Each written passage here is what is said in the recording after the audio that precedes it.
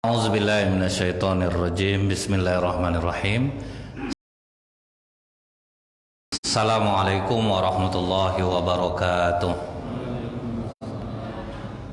Innal hamdalillah nahmaduhu wa nasta'inu wa nastaghfiruh wa na'udzu billahi min shururi anfusina wa min sayyiati a'malina. May yahdihillahu fala mudhillalah wa may yudlil fala hadiyalah. Asyhadu an la ilaha illallah wahdahu la syarikalah wa asyhadu anna Muhammadan abduhu wa rasuluh. Allahumma salli wa sallim wa barik ala hadzal nabiyil karim wa ala alihi wa sahbihi ajmain.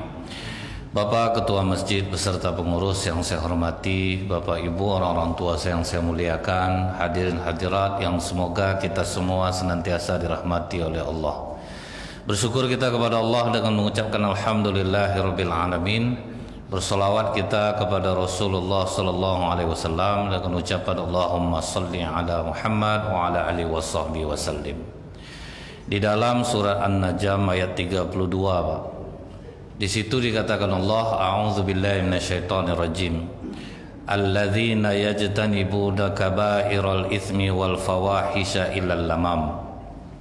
Inna rabbaka wasi'ul maghfirah. Huwa a'lamu bikum idh ansha'akum minal ardi wa idh antum ajinnatun fi butuni ummahatikum fala tuzakku anfusakum huwa a'lamu bimanittaqa.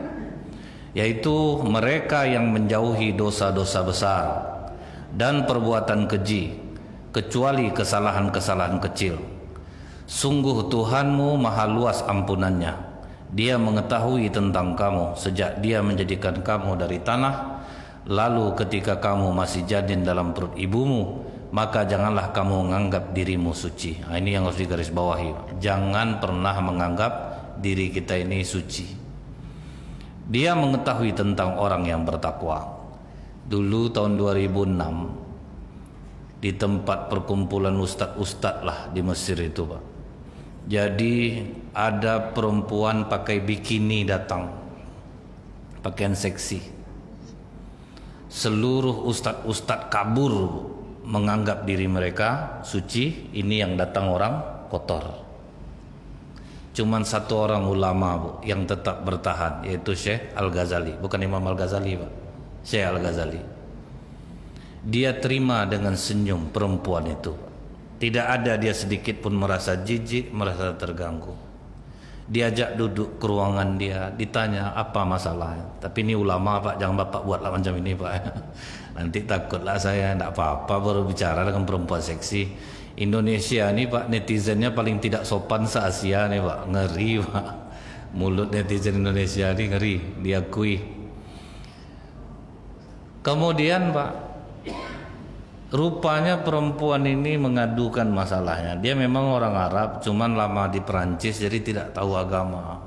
Selama ini hatinya kosong, terus dia ceritalah ke Syekh Al-Ghazali ini. Dinasihati oleh Syekh Al-Ghazali ini, Pak. Kemudian diajarkan dia dasar-dasar Islam. Nah, akhirnya dia pulang dalam keadaan tenang. Tidak lama setelah itu perempuan itu pulang, ustadz yang lain langsung memarahi Syekh Al-Ghazali. Perempuan kotor seperti itu saya terima di sini. Maka jawaban Syekh Al-Ghazali, kita ini seperti dokter. Yang datang ke kita ini orang sakit. Nah, jadi itu yang harus kita ketahui, Pak. Jangan sampai kita gampang menilai orang, oh kita udah rajin sholat, kita ini baik, kita ini suci. Terus kita kadang memandang orang sebelah mata. Nah, itu yang bahaya tuh. Jangan sampai kita merasa suci. Dari hari Senin, Kamis datang perempuan tuh, Pak, sudah memakai jilbab. Kata Syekh Al-Ghazali, kenapa kau tidak pergi ke masjid dekat-dekat tempatmu tinggal saja? Ustadz-ustadz ini mulutnya parah, Syekh. Kadang kalau ngadap perempuan macam kami ini marah dia. Itu, Pak. Jadi memang ini koreksi juga bagi ustadz-ustadz. Kadang mudah juga menilai orang. Macam dia yang udah baik, dia yang udah suci, dia yang berilmu. Makanya 3 amal yang membinasakan, kata Rasulullah. Kikir yang diperturutkan, hawa nafsu yang diikuti, merasa bangga dengan diri sendiri. Ini yang banyak kena orang yang sudah rajin sholat, merasa bangga dengan dirinya sendiri. Udah rajin pengajian macam ahli surga, udah rajin sholat tahajud macam ahli surga, mentang-mentang udah rajin puasa sunat Senin Kamis, puasa Syawal berturut-turut, tahajud malam. Jadi dia berteduh di halte, Bu, hari hujan sekuat-kuatnya, dibacanya ayat kursi sekali, berhenti hujan. Mak, dekat aku dengan Allah ya. Memang aneh aku ni, aku pun heran tengok diri aku ni. Sampai di masjid cerita lah, tadi hujan selebat-lebatnya, banyak orang berteduh situ, kasihan saya. Saya bacakan aja ayat kursi sekali, berhenti hujan langsung. Tapi memang tak orang sembarangan yang bisa macam itu. Kalian kan tahu gimana aku. Nah, itu orang ujub nih banyak di sekitar kita, orang-orang yang sudah rajin sholat, sudah rajin ibadah. Di masa ada perbedaan, Bu, antara orang sombong dengan ujub. Kalau sombong itu 3 unsurnya. Orangnya, ada yang disombongkan, ada pembanding. Nah, itu Pak, kalau orang sombong nih, dia menyombongkan diri untuk mematahkan orang, untuk meremehkan orang. Mulai dari orang biasa sampai di kalangan ustadz, banyak yang seperti ini. Ustadz ini ceramah nanti dipatahkan dengan ustadz ini, kan banyak tuh Pak. Itu namanya sombong, Bu, menganggap remeh orang, ada pembandingnya. Dan sombong ini tidak peduli siapapun, Pak, bisa kena jadinya. Tapi kalau ujub cuma 2, orangnya, kemudian ada yang dibanggakannya, dan dia tidak perlu pembanding, dia hanya membanggakan dirinya sendiri. Itu aja bedanya, Pak. Cuman sedikit lagi orang ujub ini bisa jatuh kepada kesombongan. Itu yang harus kita ketahui. Makanya Ibnul Mubarak dan Imam Al-Ghazali rahimahullah menjelaskan tentang sifat ujub ini. Kalau kata Imam Al-Ghazali, ujub itu kecintaan orang terhadap karunia yang menganggap hanya dia aja yang memperoleh, orang lain tidak. Tapi kalau kata Ibnul Mubarak, bahwa ujub itu perasaan ketika seorang merasa dirinya mempunyai kelebihan yang tidak dimiliki oleh orang lain. Itu aja perbedaan dari 2 pendapat ulama ini tentang ujub. Cuman garis besarnya orang yang merasa bangga terhadap dirinya sendiri. Dalam kitab Fathul Majid, Pak, ini karya Syekh Nawawi Al-Bantani, orang Indonesia yang terkenal di Yaman ini, Pak, ulama. Jadi Abu Hanifah, Imam Abu Hanifah itu namanya kan sebetulnya Nu'man bin Sabit. Nu'man bin Sabit ini termasuk tabi'in. Tabi'in ini apa, Pak? Yang sempat bertemu dengan sahabat Rasulullah. Dia berguru dengan Imam Malik bin Anas. Juga gurunya adalah Syekh Hamad, itu tabi'in. Kalau tabi'un tabi'in, dia hanya ketemu dengan dari imam ini, nanti baru lagi terus. Tapi kalau yang tabi'in, dia yang orang-orang ulama yang masih ketemu dengan sahabat Rasulullah. Jadi disebutkan, Bu, dalam kitab ini, Imam Abu Hanifah waktu dia berguru dengan Syekh Hamad umur sekitar 22 tahun. Dan Syekh Hamad ini sangat membanggakan Imam Abu Hanifah karena kecerdasannya. Di antara imam 4 mazhab itu, Bu, yang paling rasional yang bisa menjawab adalah Imam Abu Hanifah. Sampai Imam Syafi'i dan Imam Malik pun mengakui kalau untuk kefikihan kita butuh Imam Abu Hanifah, karena dia lebih bisa longgar untuk menjawab masalah fikih. Dan pada masa itu ada seorang raja ateis, Bu, namanya Daria. Raja ateis ini, Pak, tidak ada ulama yang mampu menaklukkan dia di dalam berdebat. Memang kalah semua ulama waktu itu sama dia. Kemudian dia bertanya, ada enggak lagi ulama yang bisa untuk berdebat dengan saya di sini? Kata orang-orang waktu itu, ada Syekh Hamad. Kalian datangkanlah dia sama aku, janjikanlah kapan dia bisa berhadapan dengan aku. Maka menteri datang menghadap dengan Syekh Hamad ini. Disampaikanlah tantangan dari raja ini, Pak. Syekh Hamad meminta waktu senggang, tolong kasih aku waktu semalam. Jangan sekarang, kasih aku waktu semalam. Karena berpikir juga Syekh Hamad nih, Pak, karena ulama udah banyak tumbang sama dengan orang ateis ini. Setelah itu Imam Hamad ini pergilah dia ke tempat murid kesayangannya ini. Pergi dia ke tempat Imam Abu Hanifah. Ditanya oleh Imam Abu Hanifah, guru, wajah guru seperti orang yang putus asa. Ada apa, guru? Kata gurunya, gimana aku nggak putus asa? Aku diminta untuk berdebat dengan raja ateis ini, Daria ini. Sementara ulama-ulama yang lain udah bungkam di tangan dia. Bagaimana mungkin? Apakah aku akan bernasib sama? Apalagi aku mimpi buruk semalam. Apa mimpimu, guru? Aku bermimpi ada rumah yang luas dan penuh dengan hiasan. Di sana tertanam pohon-pohon yang berbuah. Di sudut rumah itu keluar babi, dan babi itu dimakannya buahan, daunan, dahan. Tidak ada yang tersisa, hanya tinggal satu ujung bawah batang saja lagi yang tinggal. Dan dari batang itu muncullah singa, dan singa itu membunuh babi.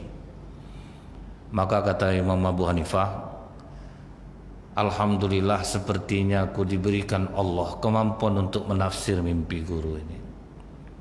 Rumah luas yang penuh hiasan itulah Islam, guru. Kemudian pohon yang berbuah itulah para ulama.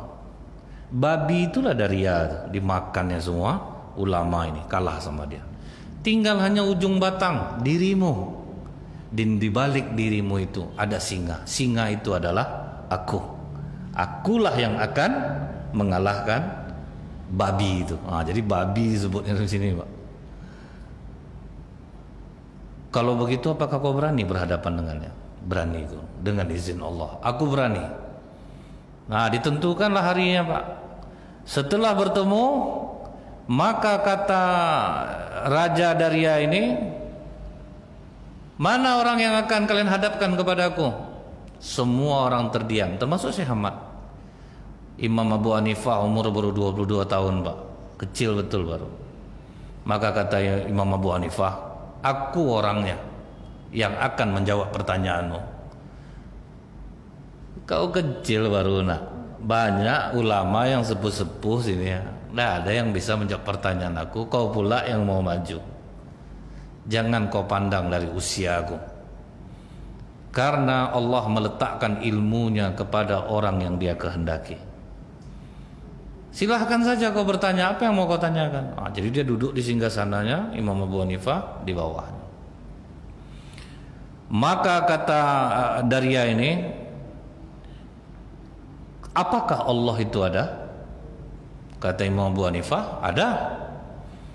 Kalau memang ada, di mana dia? Kata Imam Abu Hanifah, dia tidak memiliki tempat.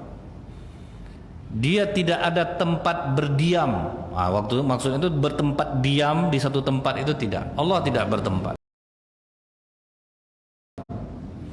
Dijawab lagi oleh Daria ini dengan pertanyaan, bagaimana mungkin sesuatu yang ada tapi tidak punya tempat? Itu gimana kau ini? Tidak masuk akal sama aku. Dia ada tapi tidak ada tempatnya. Buktinya ada di badanmu sendiri, Raja. Ngapa di badan aku? Apakah kau punya ruh? Punya? Di mana posisi ruhmu itu? Di kepala, perut atau kaki? Mana tahu aku? Itu aja kau tidak bisa jawab. Di badan kau sendiri padahal kau tidak tahu letaknya ruh. Allah pula kau pertanyakan di mana tempatnya. Sekarang ambilkan aku segelas susu, kata Imam Abu Hanifah. Dia ambillah segelas susu, Pak. Apakah di dalam susu ini ada lemaknya? Ada, kata raja ini. Tunjukkan aku posisi lemak itu di mana dalam susu ini. Tentu sudah tergaur dalamnya. Mana ada nampak lagi di mana dia? Sedangkan tempat yang jelasnya aja kau tidak bisa menunjukkan di mana tempat lemak. Allah pula yang kau pertanyakan. Oke, aku kalah 1-0, kata raja ini.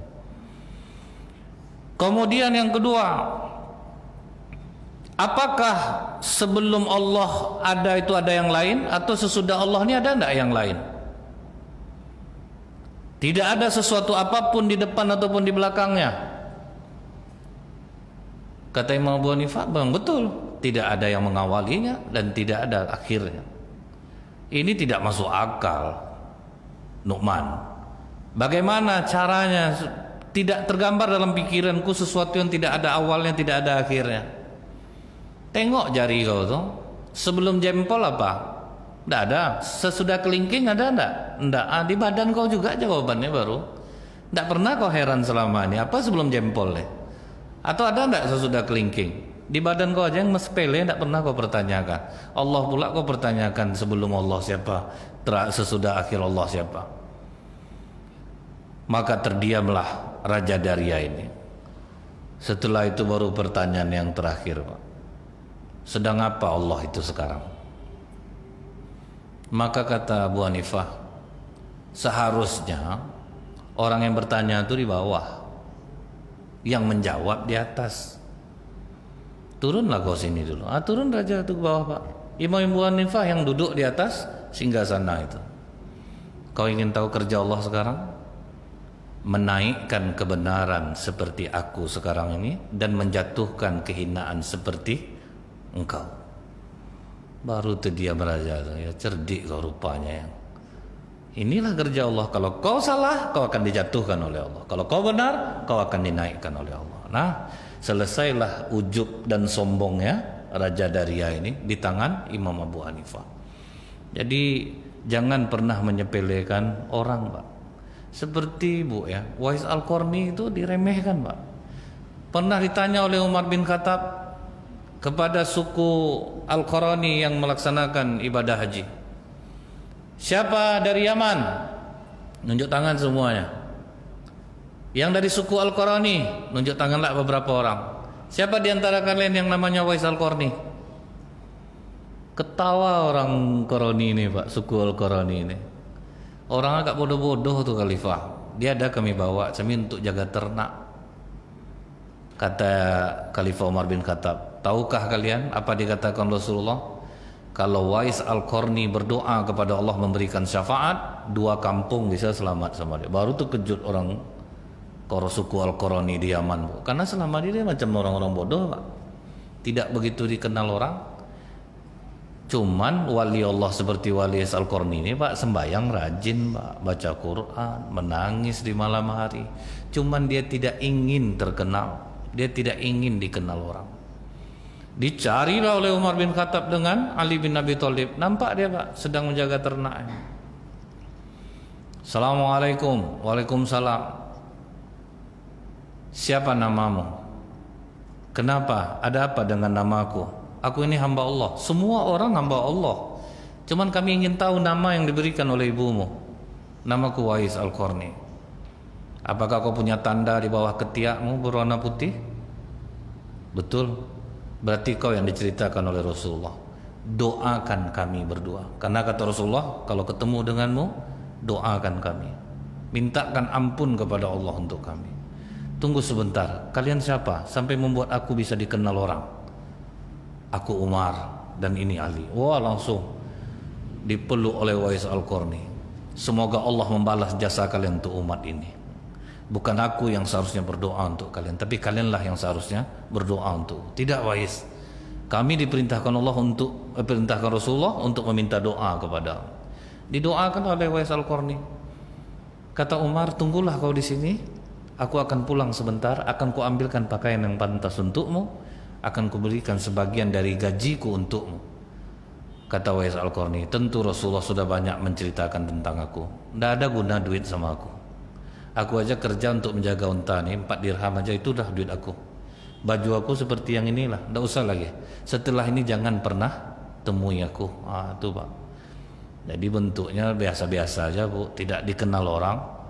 Tetapi dia justru adalah orang yang sangat dicintai oleh Allah. Jadi makanya jangan kita nih mudah meremehkan orang dari gayanya. Nah, seperti ini, Pak. Ini Syekh Yazid Al-Bustami. Dia punya muridnya ini udah banyak jamaahnya, Bu. Di mana-mana ceramah ramai, Pak. Nah, ini hati-hati ini untuk penceramah nih macam-macam saya ini, Pak. Hati-hati nih. Jadi apa katanya kepada Syekh Yazid Al-Bustami? Wahai Syekh,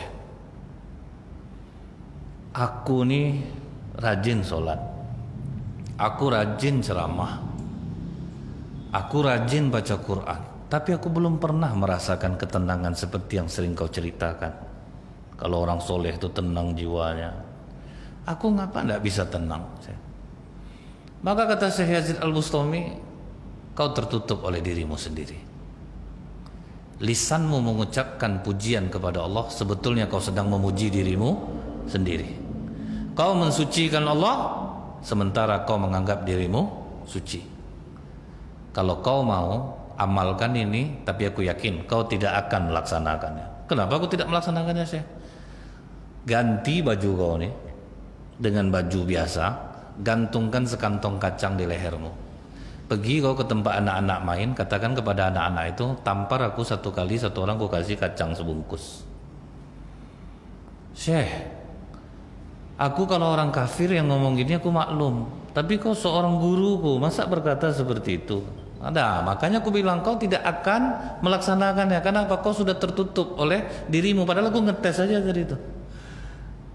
Kau ujub, kau merasa dirimu suci, kau merasa dirimu baik. Jadi walaupun dia seorang penceramah terkenal pun, dia tidak akan pernah bisa merasakan ketenangan jiwa karena dia menganggap dirinya lebih hebat. Saya ingat dulu Pak, ada seorang ustadz ceramah Pak. Bertanyalah ibu-ibu ke dia Pak, ngamuk dia Pak. Kemana aja ibu dari tadi ya? Selama ini saya ceramah itu juga yang baru yang ditanya. Tuh Pak, bangkit ujubnya Pak. Nampak dia jamaah tidak ada pakai pena. Udah hebat bapak semuanya, sampai bisa merekam semua yang saya sampaikan. Tulis. Wah, kan apa nama itu? Takutlah orang hadir jadinya macam itu. Sedangkan yang macam-macam saya aja hadir udah takut juga orang kadang Pak kan. Apalagi macam itu kan. Jadi di kalangan ulama pun bisa terserang sifat ujub. Jadi tanpa terkecuali Bu, bahkan seorang nabi pun pernah kena ujub. Ini dikatakan oleh Rasulullah. Ini hadis sahih riwayat Tirmizi, riwayat Muslim. Ada dulu seorang nabi yang tidak terkalahkan Pak, karena umatnya semua penurut, tapi tidak disebutkan siapa nabinya dalam riwayat ini. Tentaranya banyak, semua ikut sama dia, tidak ada yang membangkang, sehingga timbul sifat ujub nabi ini. Aku tidak akan terkalahkan. Akhirnya Allah menghukumnya Pak, dikasih dia 3 pilihan. Untuk supaya diampuni dosa umatmu dan dirimu dari sifat ujub ini, kau silakan pilih hukumannya. Kelaparan, dikuasai musuh, atau mati. Itu pilihannya Pak. Dipikir oleh Nabi ini, kalau kelaparan menghancurkan juga bagi umatku, mereka akan bisa baling imannya. Kalau dikuasai musuh, belum tentu juga selamat, akan hina jadinya. Akhirnya dia pilihnya yang ketiga, dia pilih akhirnya kematian. Jadi setelah dia menang perang terakhir kali, seluruh umatnya dan Nabi itu dimatikan oleh Allah. Itulah tebusannya Bu. Sangatlah sifat ujub ini tadi. Jadi jangan pernah kita Bu, menganggap diri kita ini udah selamat. Oh kita udah rajin sholat, berarti aman kita akan masuk surga. Kita remehkan orang-orang yang belum hijrah. Dia ya Pak ya, yang udah hijrah nih yang dikejar iblis Pak. Yang dikejar sifat ujub itu orang yang udah baik. Nah kemudian Pak, di zaman Rasulullah sendiri pun kena juga di perang Uhud dan perang Hunain. Di perang Uhud Pak, dalam surah Ali Imran ayat 165, apakah ketika kalian ditimpa musibah di perang Uhud, sementara kalian telah mendapatkan kemenangan 2 kali lipat, kalian pun berkata, bagaimana bisa kami dikalahkan? Kata Allah, musibah kekalahan itu berasal dari diri kalian sendiri, karena sifat ujub. Pasukan memanah sudah dikasih tahu oleh Rasulullah, apapun yang terjadi di bawah kalian jangan ada yang turun, jaga posisi kalian. Jumlah umat Islam 700 lawan 3000, tunggang langgang lari orang kafir karena keberanian umat Islam. Tertinggal semua harta rampasan perangnya di tengah. Kita udah menang, berebutlah harta itu di tengah. Termasuklah pasukan memanah tadi Pak. Lama kita turun, tidak dapat kita nanti nih. Turunlah kita lagi, merasa menang. Begitu pasukan memanah turun, langsung dikepung oleh orang kafir. Disinilah Rasulullah nyaris meninggal. Terkepung, dihantam oleh orang kafir seperti makanan yang terhidang. Tinggal pengawal Rasulullah 11 orang. 10 orang mati Pak, tinggal hanya 1, Tolhah bin Ubaidillah. Sampai kata Rasulullah, kalau kalian ingin melihat orang mati syahid tapi masih berjalan di bumi, falyanzur Tolhah bin Ubaidillah. Lihatlah Tolhah bin Ubaidillah, 70 sabetan pedang Pak, tidak mati dia. Dia inilah yang menjaga Rasulullah, tapi Rasulullah kena juga Pak, rahang pecah. Kemudian topeng besi Rasulullah, tameng besinya bengkok, badan Rasulullah luka-luka. Tambah turun semangat umat Islam ketika mendengar Rasulullah wafat. Ada teriakan, Pak, Rasulullah wafat, Rasulullah wafat. Sebetulnya yang meninggal itu adalah Mus'ab bin Umair. Mus'ab bin Umair itu ganteng, Pak. Jadi dia tuh mirip-mirip Rasulullah. Dia itulah, Bu, yang membenamkan tubuhnya setengah badan di pasir. Dia hadangnya sendiri, Pak. Jangan sampai orang ini bisa menjebol pertahanan Rasulullah. Jadi ditimbunnya badannya setengah, jadi ada kekuatan jadinya. Disitulah dia hadang, Pak. Hantaman kuda, pedang apa. Kena tangan sebelah, diangkatnya bendera perang itu dengan tangan kiri, kena tebas lagi sebelah. Jadi bilang Rasulullah, Bu, ini anak orang kaya di Mekah. Akhirnya meninggal, kain kafannya ditutup pakai bajunya, bawahnya terbuka kepala, ditutup kepala, terbuka kakinya. Baju itu udah compang-camping, Pak. Anak orang kaya jatuh miskin. Karena apa? Karena dia masuk Islam. Nah, kena para sahabat di perang Uhud. Nah, lebih parahnya itu, Pak, kenanya di perang Hunain. Di perang Hunain itu jumlah umat Islam 12.000. Yang mau dihantam cuma 4.000, Pak. Wah, pongah semua. Semua pasukan waktu itu pongah. Ini diceritakan Allah dalam surah At-Taubah ayat 25. Allah telah menolong kaum mukminin di banyak medan perang. Dan ingatlah waktu perang Hunain, ketika jumlahmu yang besar itu membanggakan dirimu, tetapi jumlah yang banyak itu sama sekali tidak berguna bagimu. Bumi yang luas terasa sempit bagimu. Kemudian kalian berbalik ke belakang dan lari tunggang langgang. Azab umat Islam. Teknik orang di perang Hunain itu, Pak, sembunyi dia di balik bukit, bawa panah. Begitu umat Islam masuk di tengah, dia dibombardir orang tuh pakai panah. Tunggang langgang lari, lawan nak nampak. Kenapa kembali menang? Seseorang berteriak, ingatkah kalian janji kalian ketika kalian berbaiat kepada Rasulullah, kalian akan membelanya, mencintainya lebih dari anak dan istri kalian. Oh, di situ baru balik, baru menang lagi. Nah, jadi itulah bahayanya sifat ujub ini, Pak. Orang yang sering merasa ujub ini, Bu, aturan masuk surga bisa jadi masuk neraka, Pak. Ada ahli ibadah yang sudah taat beribadah. Di dalam hadis qudsi disebutkan, dia tinggal di suatu pulau, beribadah aja kerjanya, berbuka dengan buah delima. Saking sayangnya Allah, Pak, ditumbuhkan Allah delima di pulau itu dan tidak pernah kosong buahnya. Jadi kalau dia berbuka pakai itu. Puasa setiap hari, ibadah sepanjang malam. Begitu di akhirat kata Rasulullah, apa kata Allah kepada para malaikat? Masukkan dia ke dalam surga karena rahmat dan kasih sayangku. Protes dia, Bu. Allah, kenapa aku dimasukkan ke dalam surga karena rahmat dan kasih sayangmu? Kok tidak kena amal ibadah aku tidak pernah buat dosa. Ibadah tiap hari, puasa tiap hari. Kok tiba-tiba masuk surga bukan karena amal ibadah aku? Kok karena rahmat dan kasih sayangmu? Bangkit ujubnya, Pak. Kata Allah, keluarkan dia balik. Keluar balik.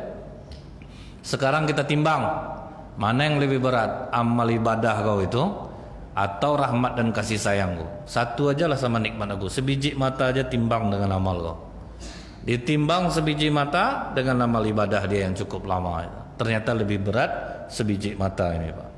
Bertanya dia kepada Allah, kenapa kok bisa lebih berat ya Allah matanya? Tak, tunggu dulu, masuk aja kau ke neraka. Kau yang jelas sekarang lebih berat nikmat aku, masukkan dia ke neraka. Ampuni aku ya Allah, ya biarlah masukkan aku dengan rahmat dan kasih sayangmu. Tapi kenapa kok lebih berat mata itu daripada amal ibadahku? Maka kata Allah, wahai mata, berbicaralah engkau. Apa pengaduan mata nih? Sakit aku ikut dia nih ya Allah. Kadang udah ngantuk dipaksanya juga aku ibadah.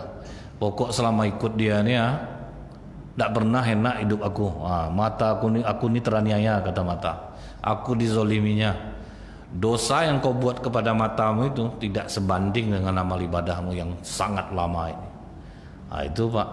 Tapi janganlah ini membuat bapak lemahlah tahajud deh, kasihanlah tengok mata, nanti berdosalah ke mata nanti. Artinya itulah, jangan pernah kita menganggap amal kita ini lebih baik daripada orang. Ditanya kepada Ummul Mukminin Aisyah, wahai Ummul Mukminin, kapan aku menjadi orang baik? Jawaban Ummul Mukminin apa, Pak? Ketika engkau merasa jahat, di saat itulah kau menjadi orang baik. Jadi orang yang hebat itu menganggap dia amalan aku ini belum seberapa lagi, masih banyak dosa. Itu orang baik itu, Pak. Dan kapan aku menjadi orang jahat, Ummul Mukminin? Ketika engkau merasa baik. Itu aja, Pak. Jadi mudah-mudahan nih Bu, kita terbebas dari sifat ujub ini dengan pertolongan Allah. Jangan pernah menganggap kita ini lebih hebat ibadah daripada orang lain, kita lebih benar daripada orang lain, dan inilah yang bisa menyelamatkan kita insyaallah. Subhanakallahumma bihamdika asyhadu an la ilaha illa anta astaghfiruka wa atubu ilaik. Assalamualaikum warahmatullahi wabarakatuh.